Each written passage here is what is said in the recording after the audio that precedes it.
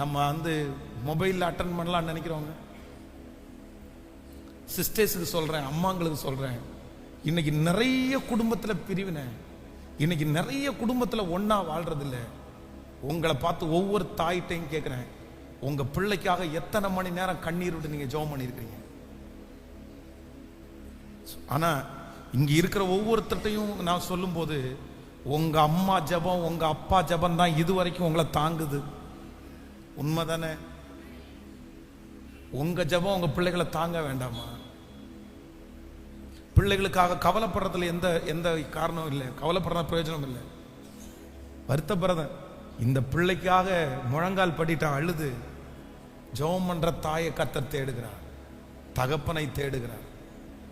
அதனால இன்னைக்கு எல்லாரும் ஒரு தீர்மானம் எடுப்போம், இந்த கடைசி சண்டே, ஆண்டவரே நான் ஒரு முற்றுப்புள்ளி வைக்கிறேன், நான் ஒரு முற்றுப்புள்ளி வைக்கிறேன்.